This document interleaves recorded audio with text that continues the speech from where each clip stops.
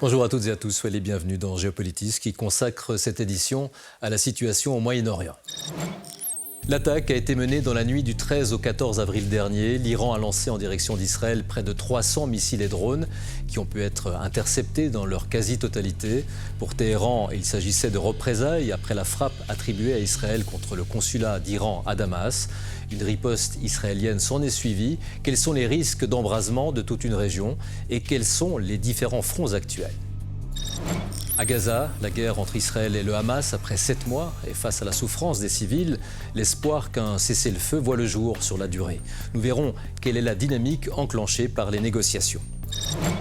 En Israël, les manifestations antigouvernementales se font de plus en plus importantes. Benyamin Netanyahou est tout particulièrement visé par les critiques. Des dizaines de milliers de personnes réclament le retour des otages, mais aussi la tenue d'élections anticipées. Ces voix expriment le malaise d'une société civile israélienne profondément traumatisée depuis le 7 octobre.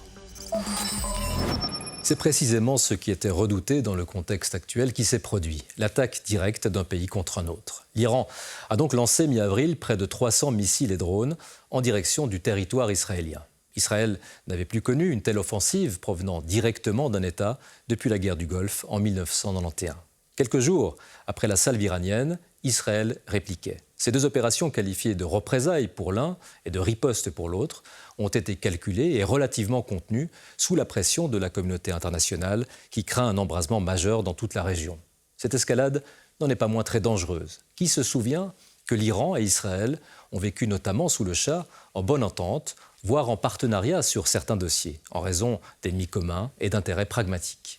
Mais l'animosité croissante a profondément transformé leurs relations. Et aujourd'hui, face à une alliance baptisée par Téhéran Axe de la résistance, qui rassemble notamment des organisations terroristes, Israël est mobilisé sur tous les fronts.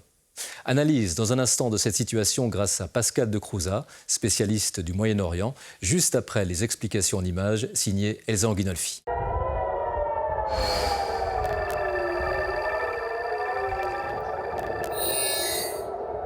Les sirènes d'alerte retentissent à Jérusalem dans la nuit du 13 au 14 avril. L'Iran vient de lancer une attaque massive contre Israël. Les systèmes de défense aérienne israéliens se mettent en action pour intercepter les drones et les missiles venus d'Iran.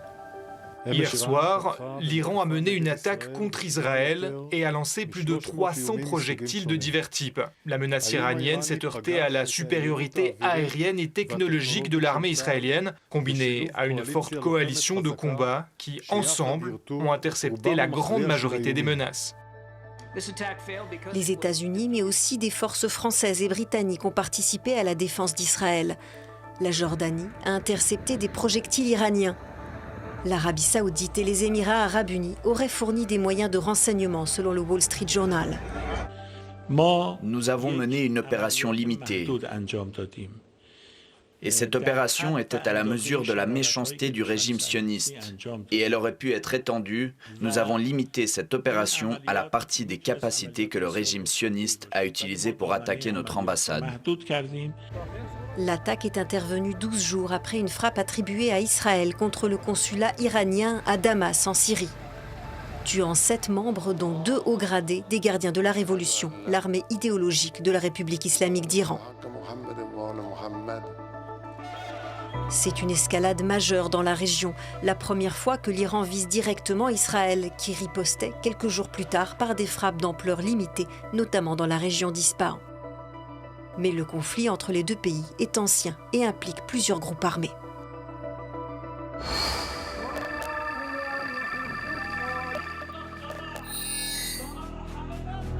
Au Yémen, la foule des partisans des Houthis célèbre l'attaque de l'Iran sur Israël. L'attaque depuis le territoire iranien par une grande quantité de missiles, de drones et de capacités militaires contre l'une des plus importantes bases militaires de l'ennemi, dont la Palestine occupée, est une réponse importante et forte. Les Houthis, qui contrôlent le nord-ouest du Yémen, attaquent régulièrement des navires en mer Rouge et visent le port israélien d'Eilat. Ils font partie de ce que l'Iran a baptisé l'Axe de la résistance, un réseau d'alliés de Téhéran dans la région qui se sont impliqués ces derniers mois à des niveaux différents contre Israël et les États-Unis. Les Houthis sont armés par l'Iran dans le cadre de la guerre civile au Yémen. L'Iran arme et finance aussi le Hezbollah libanais, parti politique et groupe armé très influent au Liban, son allié numéro 1 dans la région. Les échanges de tirs entre cette milice chiite et l'armée israélienne sont réguliers depuis le début de la guerre entre Israël et le Hamas. Le Hezbollah et les gardiens de la révolution ainsi que des milices pro-iraniennes sont aussi actifs dans la Syrie, de Bachar al-Assad, autre allié de Téhéran. Israël a mené des frappes contre ces groupes sur le territoire syrien.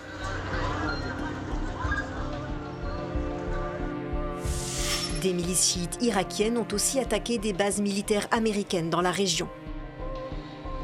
Enfin, Téhéran aide financièrement et militairement depuis des années le Hamas et le djihad islamique à Gaza.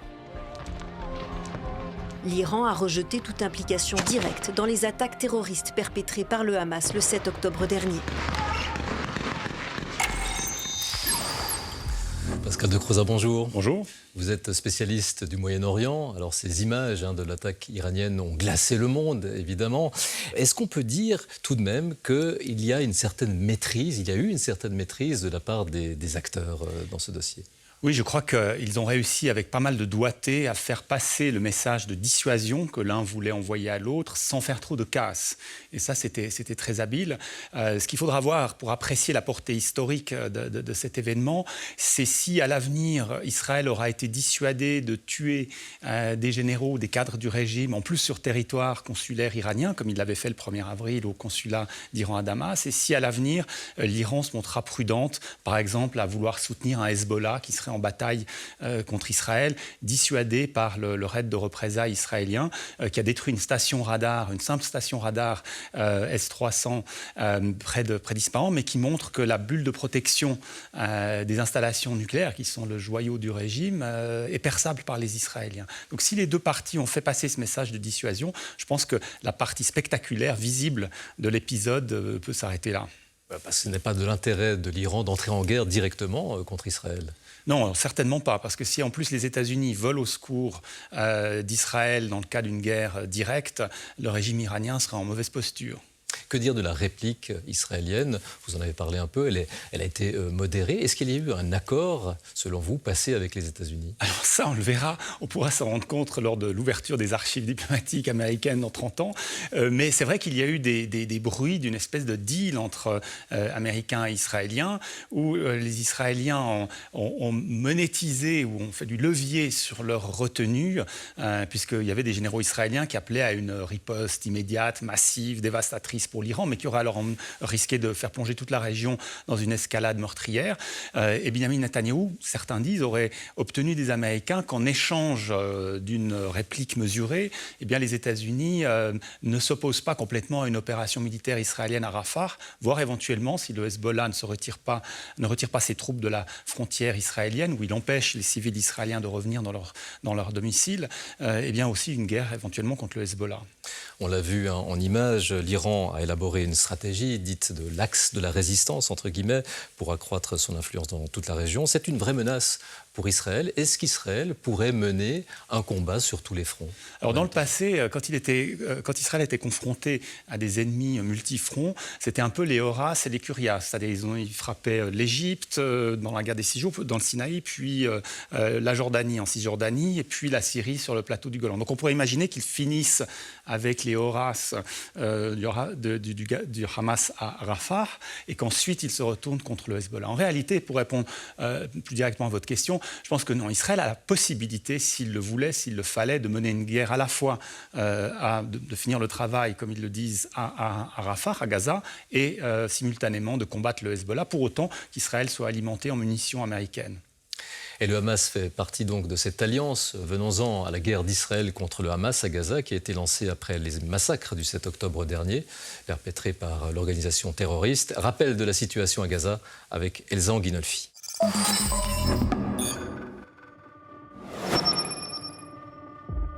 7 mois de guerre ont dévasté la bande de Gaza.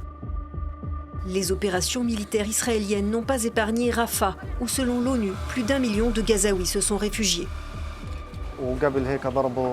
Ils avaient déjà survécu à une frappe sur une maison voisine, mais mon neveu avait alors été tué.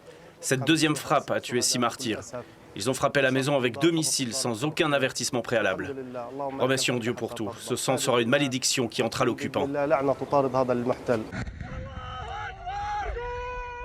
Une guerre débutée le 7 octobre dernier avec les attaques terroristes du Hamas contre des localités et kibboutz israéliens. 1200 personnes sont tuées, majoritairement des civils, et 250 otages enlevés. Certains sont encore captifs. Le Hamas retient toujours nos otages à Gaza et nous devons faire tout ce qui est en notre pouvoir pour libérer nos otages à Gaza. Israël estime que 4 bataillons du Hamas seraient présents à Rafah et n'a pas renoncé à une offensive sur cette ville. Le Premier ministre israélien Benjamin Netanyahou indiquait en mars que 13 000 terroristes avaient été tués depuis le début de la guerre.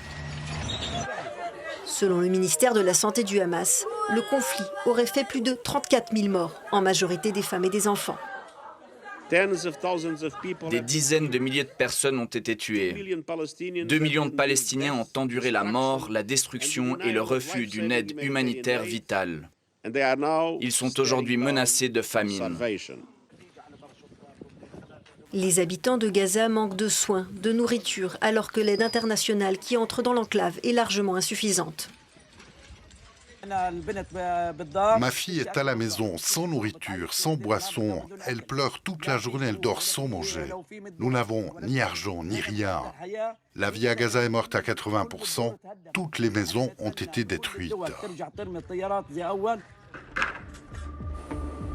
De nombreux États, dont les États-Unis, appellent à une trêve. Le secrétaire d'État américain Anthony Blinken était au Proche-Orient cette semaine pour faire avancer les négociations.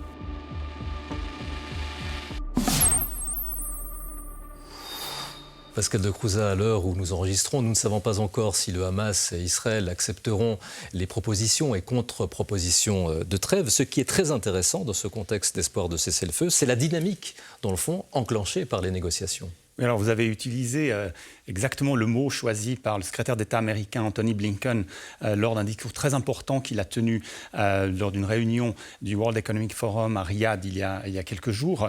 Il parlait de la nécessité d'un changement fondamental de dynamique. Et il a aussi dit autre chose. Il a dit que la crise que l'on avait actuellement au Moyen-Orient était la pire crise depuis 1948. Et ça interroge beaucoup parce qu'on a eu plein de guerres au Moyen-Orient depuis 1948. La guerre des 6 jours, celle du Kippour, Ramadan, la crise du Golfe. On a eu beaucoup de crises et il la voit comme la plus grave. Pourquoi ? Parce que cette crise entre en résonance avec des lignes de tension et des compétitions entre puissances régionales et globales comme probablement jamais auparavant. Et donc, elle risque à la fois d'être exacerbée par ces tensions régionales, en particulier entre l'Iran et l'Arabie saoudite, ou globales entre la Russie, l'Iran, les États-Unis et leurs alliés. Et l'un peut exacerber l'autre. Donc il y a un risque d'escalade qui fait qu'il faut se mettre au chevet du malade et essayer de trouver une solution qui aille au-delà d'un cessez-le-feu. Et le changement de dynamique qu'il a en tête, ce serait en fait de réunir les partenaires autour d'un projet qui aille au-delà d'un cessez-le-feu. Parce que le problème d'un cessez-le-feu, c'est qu'on revient business as usual après, c'est-à-dire occupation, blocus, escarmouche, et puis de nouveau un round de violence avec destruction de ce qui a été reconstruit. Je crois que les donateurs en sont malades. Et pour aller au-delà de ça, il dit qu'il faut qu'il y ait un horizon politique pour les Palestiniens. Cet horizon politique, il le définit comme un État pour les Palestiniens. Et à ce moment-là, les États arabes seraient invités à participer à la stabilisation, à la sécurisation de Gaza, à la reconstruction de Gaza. Mais là, les interlocuteurs arabes des Américains, à savoir les Jordaniens, les Égyptiens et surtout l'Arabie saoudite, la puissance émergente dans la région, font bien comprendre qu'eux, ils ne veulent pas se prêter à cet exercice si cet exercice est futile. Si les Arabes entrent dans Gaza pour stabiliser Gaza et aider à la reconstruction, eh bien, il faut que ça soit dans le cadre d'une voie crédible, assurée vers un État palestinien. Sinon, ils ne veulent pas se prêter à cet exercice qui finalement fera l'avantage du gouvernement Netanyahou. L'élément clé dans cette équation, c'est les Saoudiens. Ce qui est attendu des Saoudiens, avec une normalisation des relations. Une normalisation avec Israël, qui fait partie de l'équation, et puis de recevoir de la part des États-Unis des garanties de sécurité, éventuellement un projet nucléaire, un programme nucléaire civil. Et l'Arabie saoudite saoudite, d'après une analyse très intéressante du journal Haaretz, soupèse l'intérêt de le faire maintenant. Et là, on pourrait avoir des développements en cascade, positifs éventuellement, ou d'attendre les élections américaines. Et là, tout serait reporté sine die avec une continuation de la tuerie sur place. Et dans ce contexte de la présidentielle américaine, Joe Biden a besoin d'avancées concrètes, précisément. Alors lui, ça l'arrangerait clairement, parce que ça lui permettrait, d'une part, de montrer, face au discours de Donald Trump, qu'il est capable de résoudre des gros problèmes internationaux, des crises gravissimes, sans engager de soldats américains, mais avec des résultats concrets. Et donc, d'anner le pion de discours qui dit que les démocrates ne savent qu'aller en guerre et ne résolvent rien. Ça, ce serait une première chose. Ça lui permettrait aussi, éventuellement, d'améliorer ses relations avec l'aile gauche du Parti démocrate, qui critique son soutien à Israël, en particulier avec des Américains d'origine arabe. Et puis, ça lui permettrait aussi d'aller dans le sens de la majorité des électeurs juifs américains qui seraient eux aussi satisfaits d'une solution positive pour tous. Un besoin vraiment de trouver des solutions, d'autant plus qu'il est bousculé dans son pays, sur les campus américains, par les oppositions, précisément. Oui, par l'aile gauche du parti. Et dans certains États clés, il pourrait perdre des voix qui pourraient coûter cher le 5 novembre. La trêve, qu'elle soit décidée ou non, ce n'est pas encore la paix. Quand pourrait-on imaginer une fin de guerre décisive ? Alors la fin de guerre décisive, il y a grosso modo 3 gros scénarios. Il y a celui de la guerre jusqu'à la victoire totale que demandait Binyamin Netanyahou. Il a été rappelé dans cette direction il y a quelques jours par un des ministres d'extrême droite de son gouvernement, le ministre des Finances, Bezalel Smotrich, qui citait un texte faisant référence à des guerres bibliques, Samuel 15:3, où il disait « Va maintenant, frappe Amalek, le peuple du mal », sous-entendu les Palestiniens, le Hamas, « et détruis complètement ce qui leur appartient, tu ne l'épargneras point, et tu feras mourir hommes, femmes, enfants et nourrissons, bœufs et brebis, chameaux et ânes. » Donc voilà le message qui a été demandé par l'extrême droite israélienne dans le gouvernement à Benyamin Netanyahou. Ça voudrait dire une guerre d'écrasement, une guerre d'éradication du Hamas. Et là, l'extrême droite israélienne aimerait recoloniser la bande de Gaza, puisqu'il y a cette injonction de coloniser la terre promise, donc le Grand Israël, jusqu'au torrent d'Égypte, un wadi près d'El Arish. Ça, c'est le scénario le plus violent. Et dans ce scénario, le Hamas, lui, mènerait une sorte de Masada palestinien. L'analogie peut sembler audacieuse, mais en réalité, elle n'est pas autant que ça. On a un mouvement religieux, nationaliste, assiégé dans sa dernière forteresse, comme l'avaient été les Juifs zélotes dans la forteresse de Masada face aux Romains en 70 après Jésus-Christ, qui entraînerait dans la mort un maximum d'ennemis, mais aussi eux-mêmes et leur population par un suicide collectif imposé. Donc ça, c'est la configuration la pire qui n'est pas complètement à exclure. Une configuration centrale, ce serait un conflit par grignotage, c'est-à-dire les Israéliens avanceraient autant que faire se peut par petits raids, quasiment maison par maison dans Rafah, en essayant d'évacuer un maximum de population vers des camps de tentes qui ont été préaménagés, alors que de la nourriture serait amenée par le port que les Américains sont en train de construire.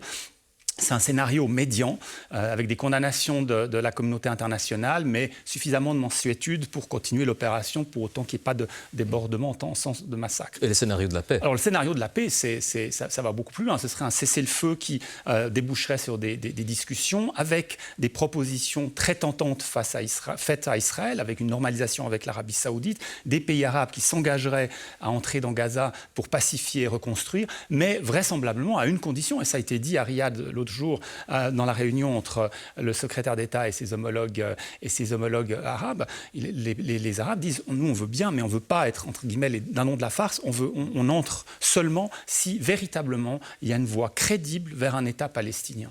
Ça évidemment c'est le scénario, et il serait doublé le cas échéant par un autre accord avec le Hezbollah via la diplomatie française et en appui de la diplomatie américaine, qui ferait que le Hezbollah retirerait ses troupes au-delà de la frontière du Litanie, libérant de la menace la frontière israélienne. L'armée libanaise prendrait la place. Et là, on pourrait avoir une sorte de combo pacifique qui pacifierait le Moyen-Orient. Mais vous imaginez bien, il y a de très grosses forces qui poussent à ça, mais bien entendu, il y a aussi de très grosses forces qui vont tout faire pour échouer ça. Et en attendant, en Israël, Benyamin Netanyahou est vu par beaucoup comme le grand responsable, critiqué surtout pour la faillite sécuritaire en octobre dernier et sur la gestion de la crise des otages. Les manifestations appelant à sa démission sont régulières. Olivier Coller.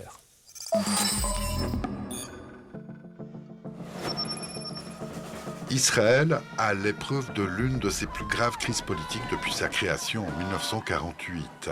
Un pays morcelé et fragmenté, à l'image de ces manifestations dénonçant sans relâche l'incapacité du gouvernement à ramener les otages à la maison et les failles sécuritaires qui ont éclaté au grand jour lors des attentats du 7 octobre 2023. Nous sommes dans une situation de crise dans notre pays. Les gens meurent, le pays ne fonctionne pas bien et nous devons nous débarrasser de notre gouvernement dès que possible, parce que les gens meurent à cause du gouvernement. Pour son intérêt, le Premier ministre aimerait vraiment que cette guerre continue et ne se termine jamais. Et nous sommes ici pour l'arrêter, pour dire que trop, c'est trop. Monstre sacré de la politique israélienne, Benjamin Netanyahou se voit fragilisé, engageant le pays dans une guerre totale contre le Hamas. La guerre à l'intérieur de la bande de Gaza sera longue et difficile, et nous y sommes préparés. C'est notre deuxième guerre d'indépendance.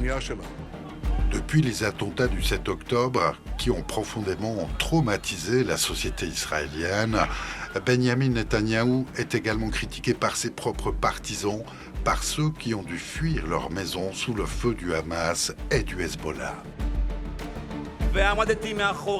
Je vous ai soutenu depuis tellement d'années. Oui, vous, le monsieur sécurité.